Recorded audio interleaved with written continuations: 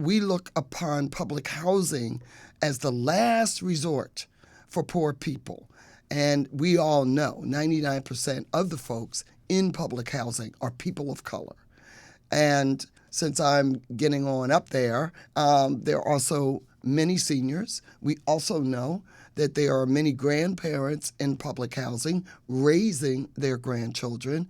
And it is a fact, and it has been documented, how there has been a concerted effort to defund NYCHA, not only from the state level, it's like a parent abandoning their child, but also on the federal level. Mayor de Blasio refused to put in $400 million of Battery Park City money.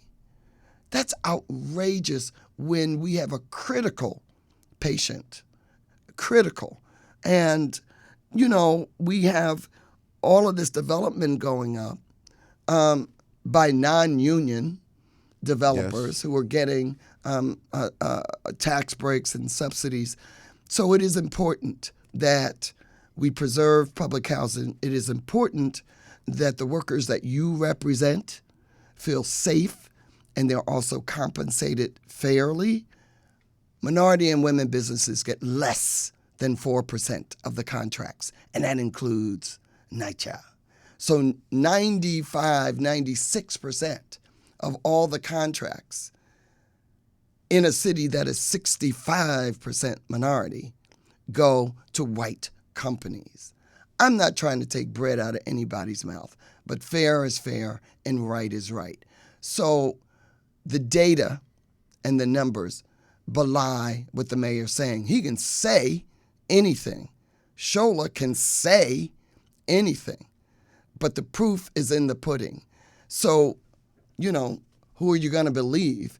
You're going to believe what they say or your lying eyes. Okay. I say believe your eyes, because a blind man can see what's wrong with NYCHA.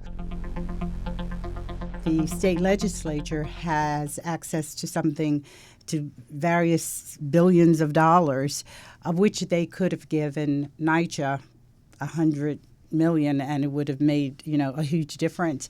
And they have chosen not to do that. So people are making decisions about where the money goes at the expense of poor people in our communities at a point where there are no jobs.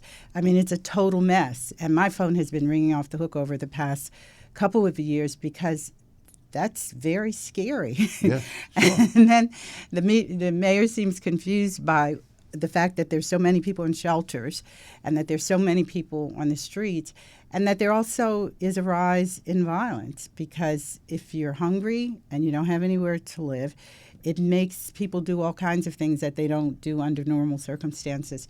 So it's an outrage, and it's something that we should not let happen. We should go in and demand that the housing remain and that people are allowed to stay there. And I think it's a political fight and a political question. And I think all kinds of people, whether we live in NYCHA housing or not, should be fighting and supporting.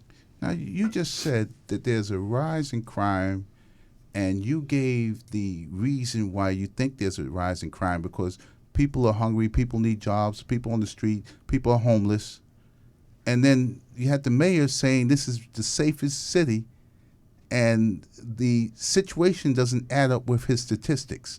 Mm-hmm. Why do you think? Well, maybe it is in Gracie Mansion. If we could all go live there, it's probably pretty safe.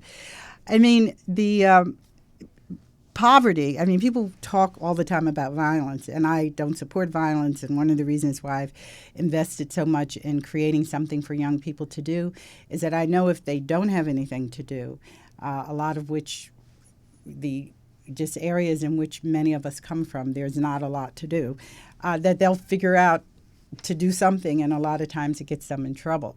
So I think that I feel a responsibility for creating opportunities for them to be involved.